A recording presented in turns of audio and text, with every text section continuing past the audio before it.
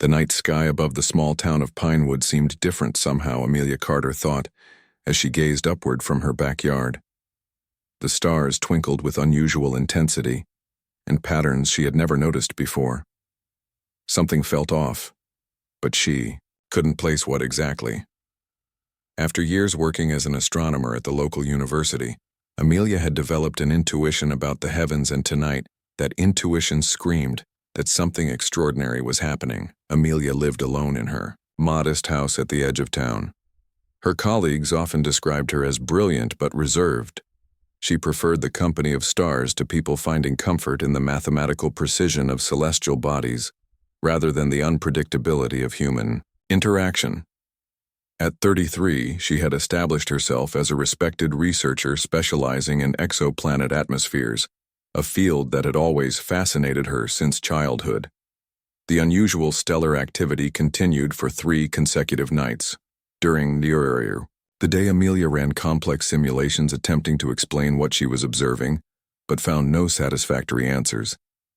On the 4th night, as she adjusted her personal telescope, a blinding light flashed across the sky, followed by what appeared to be a controlled descent of something massive behind the forest that bordered her property.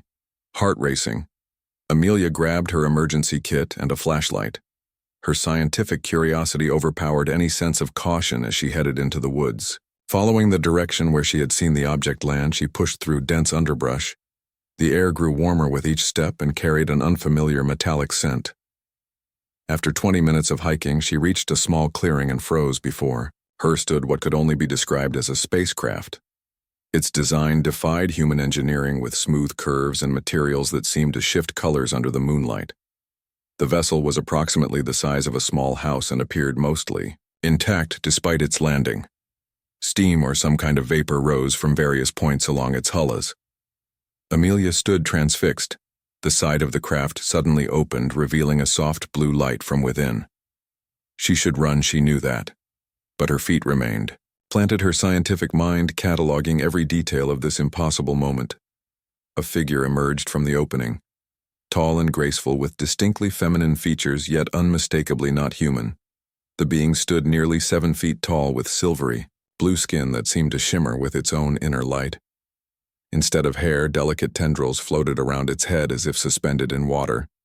Its eyes, large and entirely purple without pupil or iris, fixed on Amelia with unsettling intensity behind.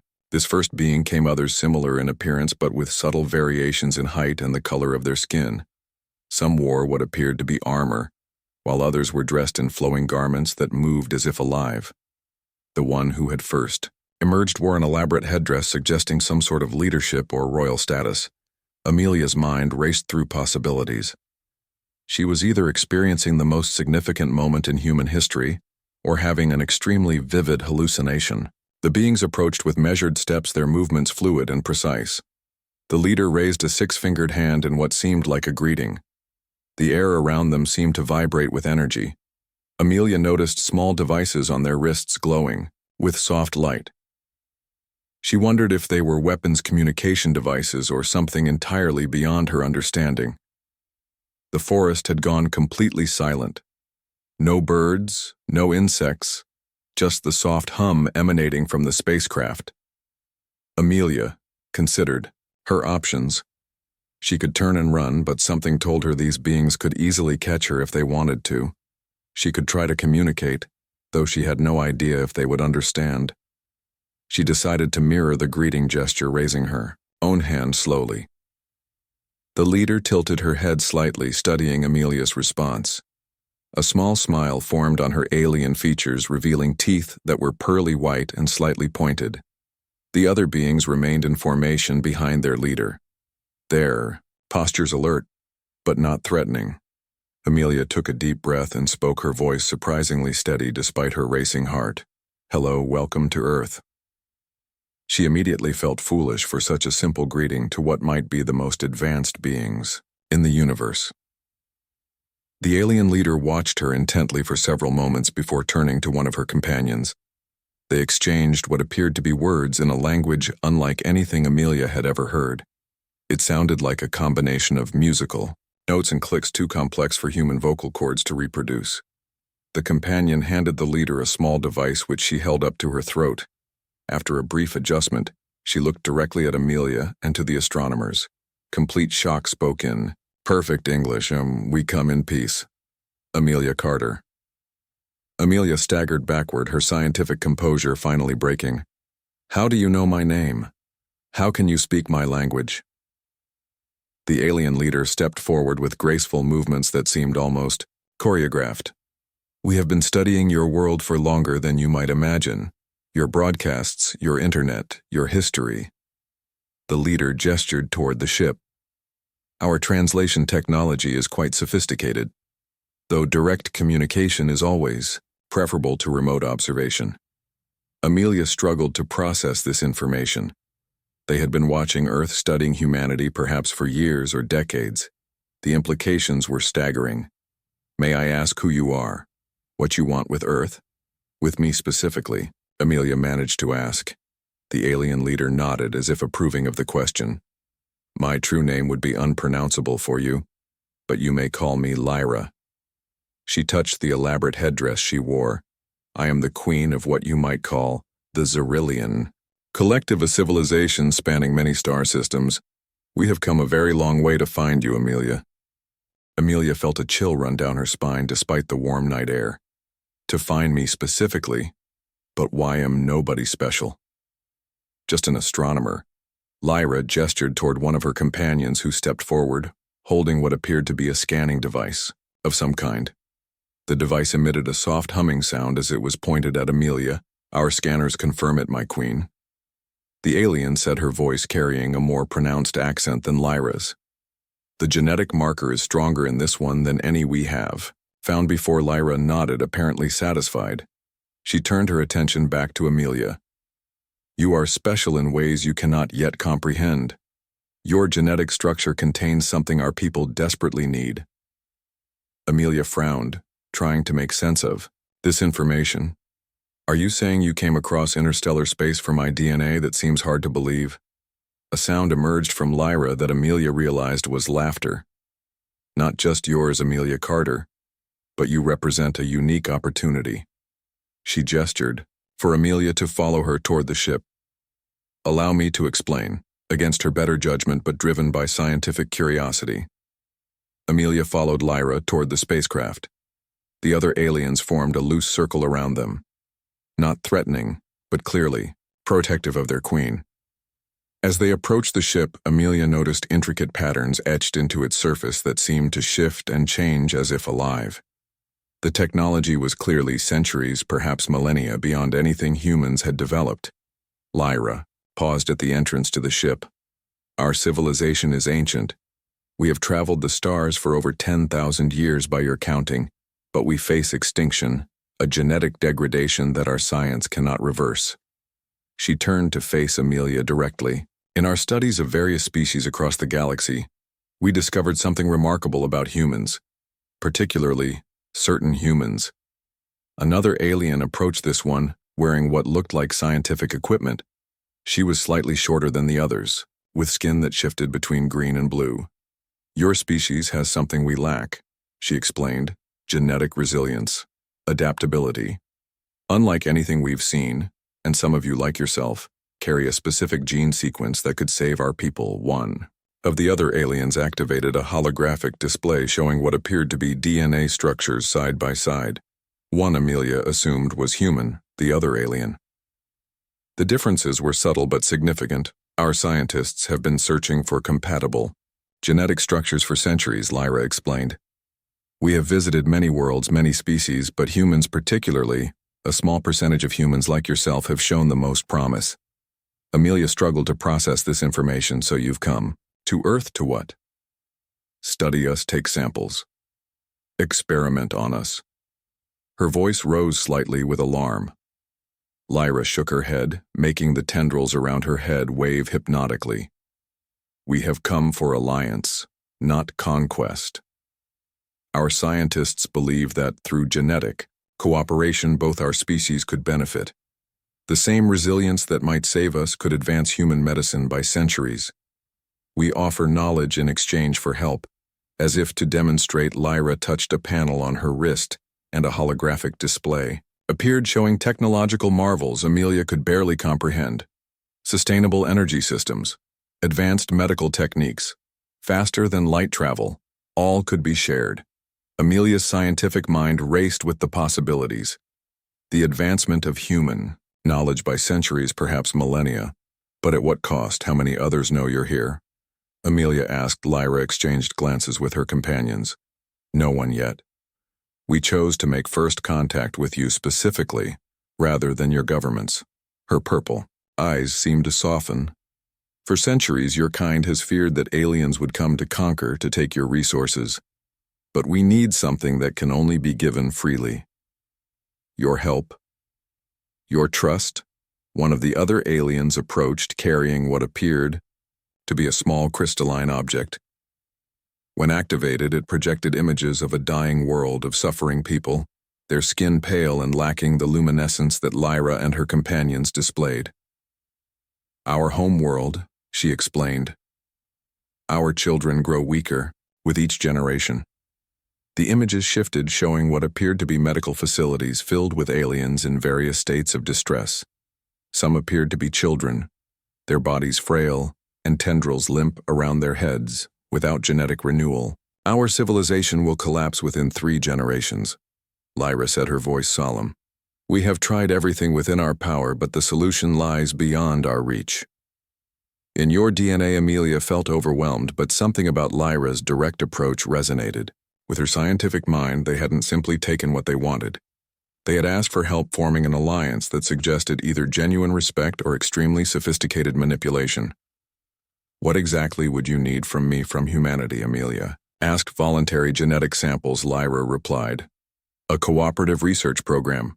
Nothing invasive, nothing harmful. She gestured to the ship. Our technology allows for painless collection and analysis. Your genetic material would never be used without your consent and knowledge. The alien scientist stepped forward. The process would benefit both species. She added. The same techniques that might save our people could cure many human diseases. Extend your lifespans. Enhance your cognitive abilities. Amelia thought of the possibilities: cancer, heart disease, Alzheimer's, all potentially curable with alien technology. The benefits to humanity could be incalculable, but trust would need to be established, protocols created, oversight maintained. What happens now? Amelia asked. Lyra moved closer, extending her hand in a very human gesture. We would like you to come with us temporarily to our ship, where we can explain more fully, to show you who we are. She paused, noting Amelia's hesitation. You will be returned, unharmed. You have my word as queen. Amelia hesitated. For all she knew, this could be an elaborate trap. But her scientific curiosity, her desire to know, to understand, overwhelmed her caution. Besides, if these beings wished her harm, they could have taken her already. How long would I be gone? Amelia asked. A few hours by your time measurement, Lyra responded. No more. We understand the need to establish trust. Slowly, Amelia took a deep breath and made her decision. She had spent her life looking up at the stars, wondering if intelligent life existed elsewhere. Now that question had been answered in the most dramatic way possible. She couldn't turn away. I'll come with you, Amelia said finally. But I need to be back by morning. I have classes to teach. Lyra nodded with what appeared to be genuine gratitude. Of course, time is measured differently among the stars, but we will respect your request. As they approached the entrance to the ship, the other aliens parted respectfully. Amelia noticed that despite their similar appearance, each had unique features, subtle differences in skin tone, facial structure, and the patterns that seemed to flow beneath. Their skin like luminescent blood. The interior of the craft was nothing like Amelia had imagined from science fiction films. Instead of cold metal and blinking lights, the walls appeared organic, almost alive with soft surfaces that glowed with gentle light. The air inside was slightly warmer than outside, with a sweet scent reminiscent of cinnamon and something unidentifiable. This is merely a shuttle, Lyra explained. Our main vessel remains in orbit, to minimize detection by your planetary defense systems. Amelia almost laughed at the idea that Earth's primitive radar systems could be considered defense against beings capable of interstellar travel. "How big is your main ship?" she asked. Lyra made a gesture and a holographic display appeared showing a massive vessel shaped like an elongated diamond. Its surface gleamed with the same shifting patterns as the shuttle, but on a much grander scale. "By your measurements, approximately 3 kilometers in length," Lyra said. "Our home while we travel." Between stars, Amelia gasped at the scale of it. "How many of your people are aboard?" "Approximately 5,000, Lyra replied. "This is a scientific and diplomatic mission, not a colony ship." She gestured to a curved section that appeared to be a seating area. "Please make yourself comfortable. The journey will take only a few minutes." Amelia sat in what seemed to be a chair, though it adjusted to her body as soon as she touched it, conforming perfectly to her shape. The material was neither solid nor liquid, but something in between. She watched as the aliens took positions around the cabin, some at what appeared to be control interfaces, others standing guard near Lyra. "Are you ready?" the Queen asked. "As ill ever be," Amelia replied, trying to sound braver than she felt. Lyra nodded to one of her crew and Amelia felt a subtle shift in gravity. The view screen, which she had initially mistaken for a window, showed the forest falling away beneath them. There was no sensation of acceleration, no roaring engines, just a smooth, silent ascent into the night sky. "This is incredible," Amelia whispered, watching as the lights of Pinewood became a small cluster among the darkness. "How do you manage this kind of propulsion without generating heat or sound?" "Gravitational manipulation," Lyra explained, though that is a simplification in your language. "We do not push against your atmosphere, but rather fold space around us. The technology is based on principles your scientists have only begun to theorize about." The Earth grew smaller on the view screen, its curvature now visible. "It's beautiful from up here," Amelia said, feeling a sudden surge of emotion at seeing her planet from space. Something few humans had experienced. "Yes," Lyra agreed. "It is a jewel among worlds, rich in biodiversity and resources. But what makes it truly special is its people, their resilience, their adaptability, their potential as they continued to ascend." Amelia noticed a larger shape growing in the view screen, the mothership, she presumed. Its scale was difficult to comprehend even seeing it directly. The shuttle approached what appeared to be an opening in the massive vessel's side. The docking was so smooth Amelia barely felt it. There was a soft chime, and the shuttle door opened, revealing a vast hangar bay. Other craft similar to their shuttle were docked in neat rows.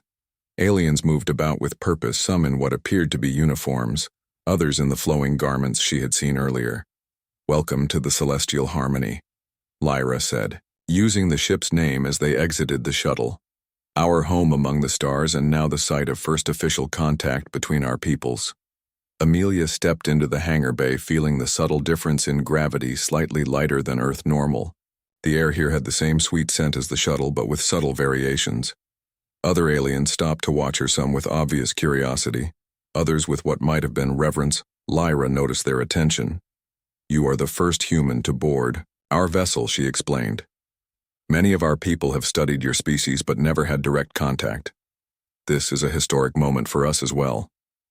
A delegation approached, led by an older alien whose tendrils had faded to a silvery white. His skin was paler than the others, with intricate patterns that seemed to pulse with his movements. "This is Elder Varan," Lyra introduced him. "Our chief scientist and architect of the genetic research program."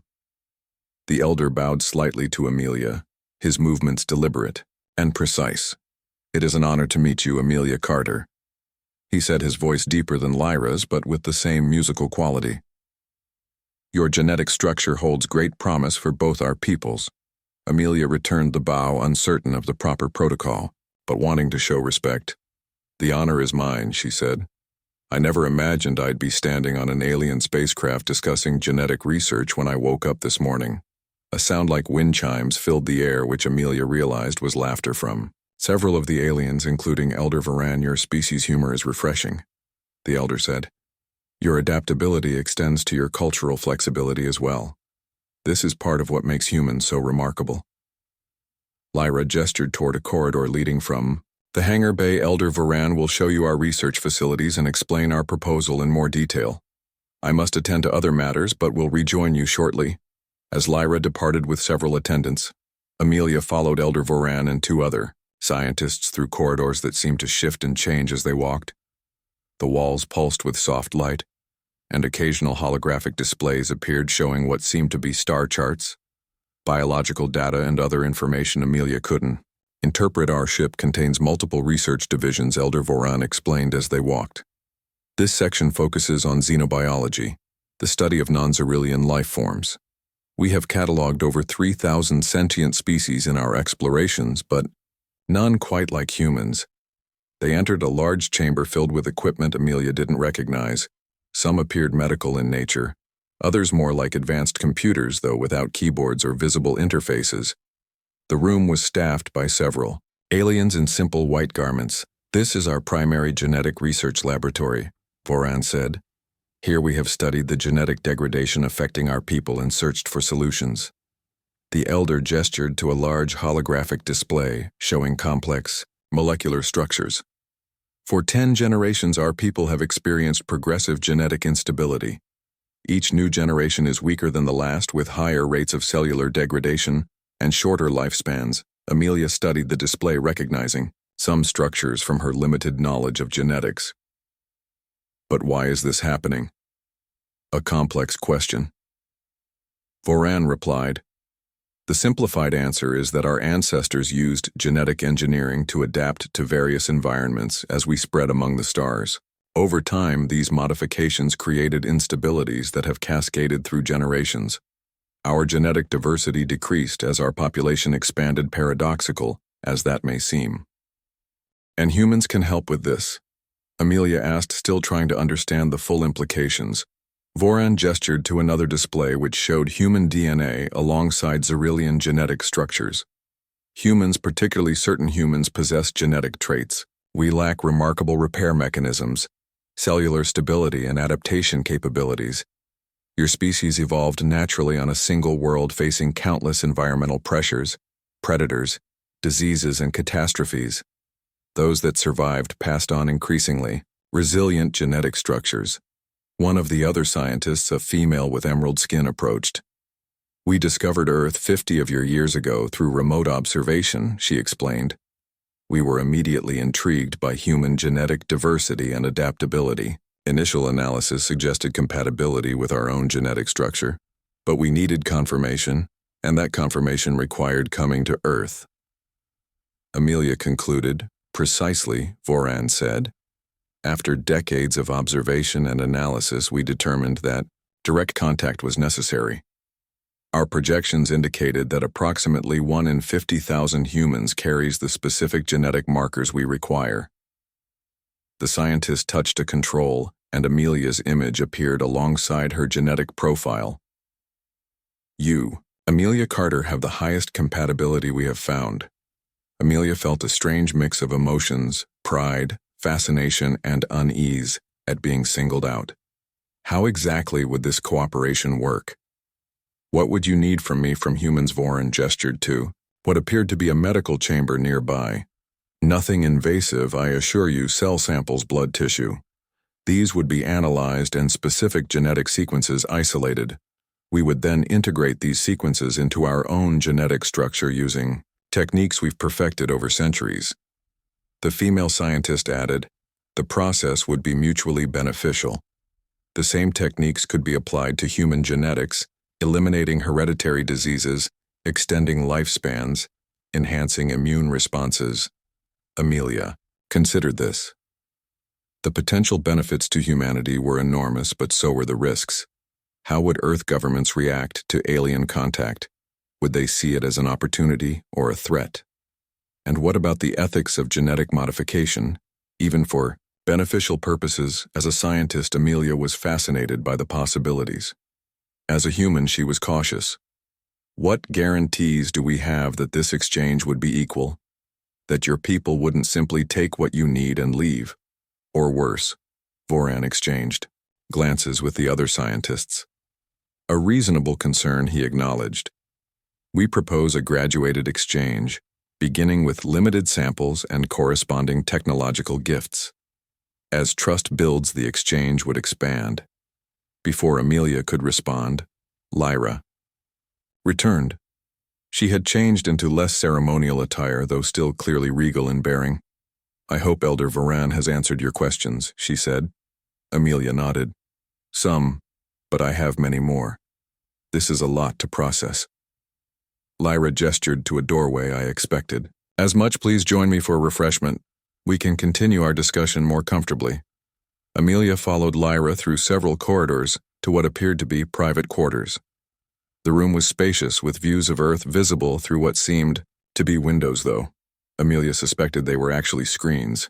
The furniture was minimal but elegant, curved surfaces that seemed to grow from the floor itself. Please sit, Lyra offered, indicating a comfortable-looking chair. Food and drink compatible with human physiology has been prepared. Our analysis of your biology allows us to provide safe nourishment. Amelia sat watching as a section of wall opened, revealing a small table with various containers. A pleasant aroma filled the air, reminiscent of fruits and spices you mentioned earlier. That I was chosen specifically, Amelia said, accepting a cup of what looked like tea, though with a purple hue. Why me, beyond my genetic compatibility? I'm just an astronomer from a small university. Lyra sat across from her, sipping from her own cup. Your genetic structure was the primary factor, but there were others. Your scientific background makes you more likely to understand our proposal. Your relative isolation makes contact less complicated, and your particular field, astronomy, suggests an openness to the cosmos and its possibilities. Amelia took a sip of her drink, surprised by its pleasant taste like berries and honey. So I was profiled. Lyra made a gesture that might have been the Zerillian equivalent of a shrug. Studied, evaluated, selected, yes. We needed someone who could understand the science, appreciate the implications, and potentially advocate for cooperation. The implications of what Lyra was saying began to sink in. You want me to be your ambassador. To convince humanity to trust you. Not immediately, Lyra clarified. First, we need to establish that trust with you. To demonstrate our peaceful intentions, our technological capabilities, and the potential benefits of cooperation. Only then would we ask you to help facilitate broader contact. Amelia set down her cup. I don't know if I'm qualified for that role. I'm not a diplomat or a government official. I'm just a scientist. Lyra leaned forward. That is precisely why you are ideal. You understand the scientific implications. You can evaluate our claims critically. You have no political agenda. Her expression softened, and you gazed at the stars all your life, wondering if you were alone in the universe. Now you know you are not. The weight of responsibility settled on Amelia. This wasn't just about her or even just about humanity and the Zerillians. This was about the future of interspecies cooperation, the beginning of Earth's introduction to a wider galactic community.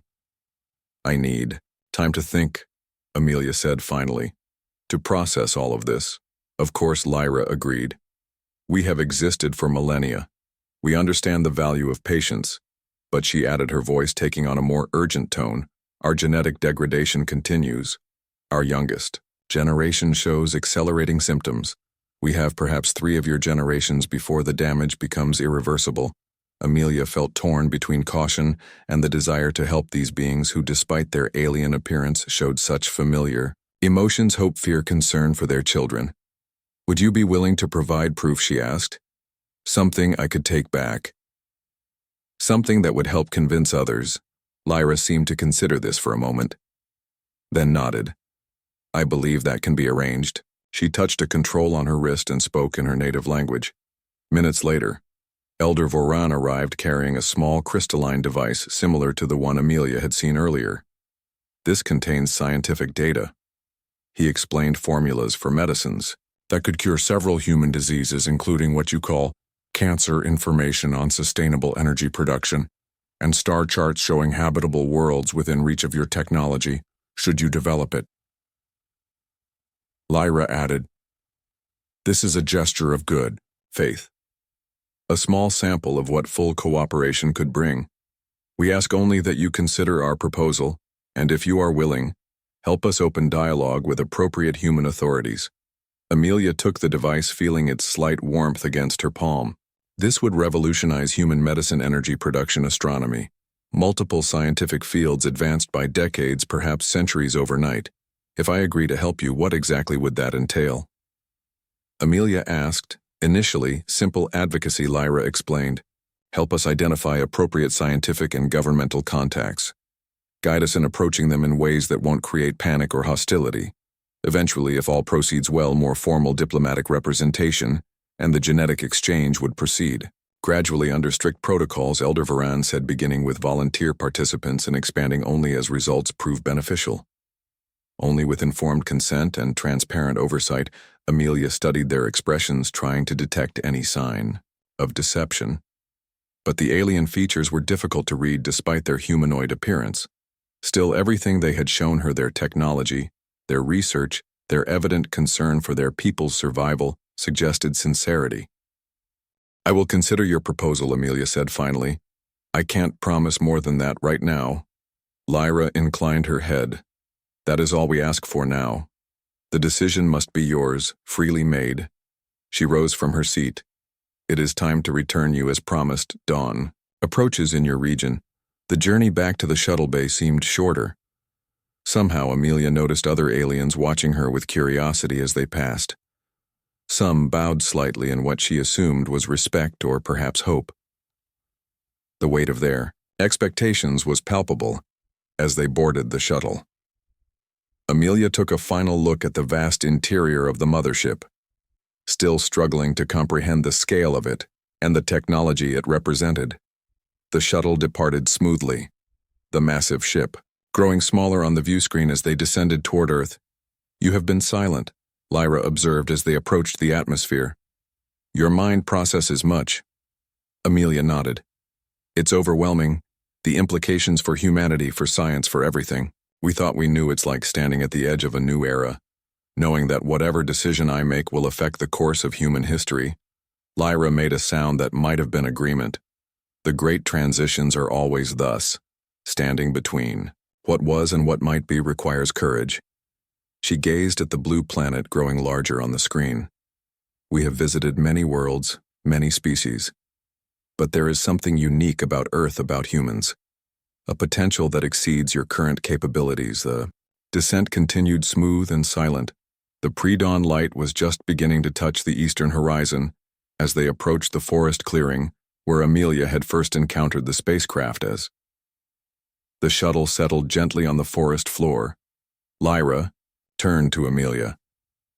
"Our time together has been brief but significant.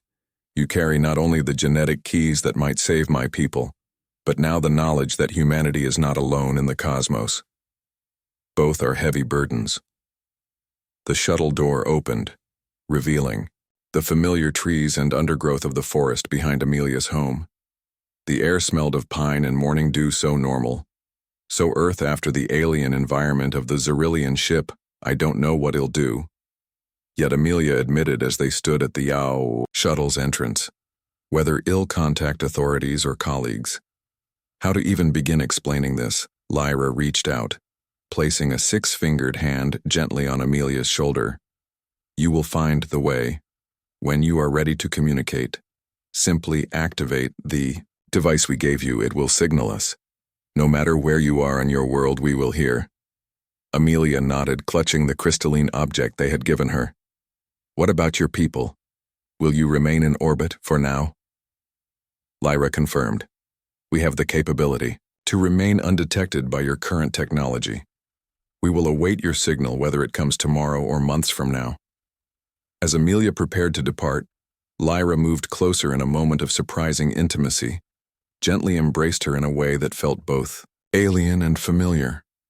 The Queen lowered her head and whispered near Amelia's ear, "At last I've found you, my human, the one who might bridge our worlds."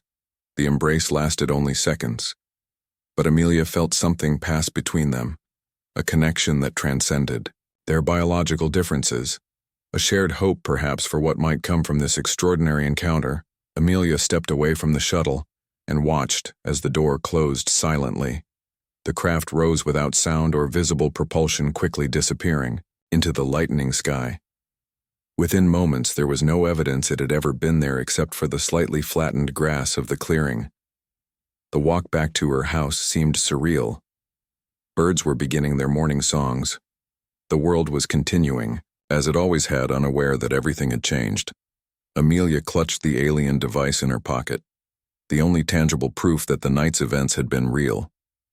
Reaching her backyard, Amelia looked up at the sky, now turning pink with dawn somewhere. Up there, beyond the atmosphere, beyond human sight, the Xerillian ship waited. Her mind raced with possibilities. Contacting colleagues at the university, reaching out to government agencies, keeping the encounter secret until she could analyze the alien data. She entered her house and carefully placed the device on her desk. Then she noticed her reflection in the mirror. Dark circles under her eyes, hair disheveled, clothes dirty from the forest. Yet her eyes shone with an intensity she had never seen before. The look of someone whose entire understanding of the universe had been transformed. Amelia opened her laptop, started to type, then stopped. What could she possibly say that wouldn't sound delusional? How could she convey the magnitude of what had happened? How could anyone believe her without proof? She picked up the alien device, studying its crystalline structure. The answers to human diseases, faster than light travel, evidence of alien life, all contained within this small object. But using it, revealing its contents, would set in motion events she couldn't control. Forces far beyond her small academic world would become involved: military intelligence agencies, international powers. For now, she decided she would study the device herself. Using her university lab equipment, she could begin to verify its contents. Without revealing its source, she could test some of the medical formulas it contained. If they proved legitimate, that would be the first step toward confirming the Xerillians' claims. Amelia looked out her window at the brightening sky, knowing that whatever she decided, the world would never be the same. For better or worse, humanity was about to discover its place in a much larger universe than anyone had imagined, and she, Amelia Carter, would be the bridge between worlds. Over the coming days, Amelia worked in secret testing. Small amounts of data from the alien device.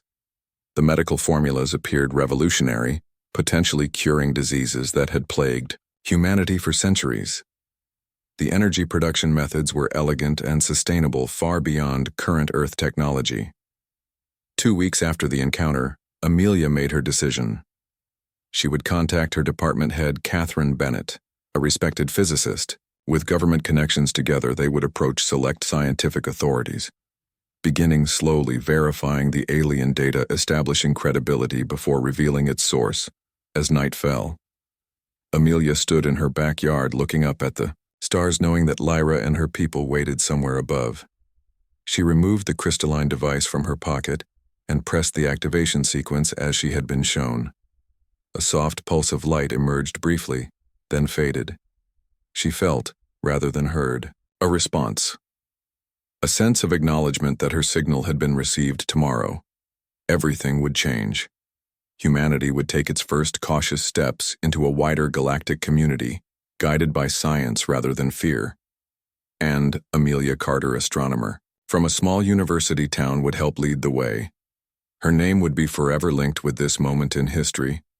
The first human to forge an alliance with beings from beyond the stars. Somewhere above her, beyond sight, beyond the limits of Earth's atmosphere, the queen of the Xerillian collective received Amelia's signal. A smile formed on her alien features as she gazed down at the blue planet that held so much promise. The human had chosen to help. The future of both their peoples now held new hope.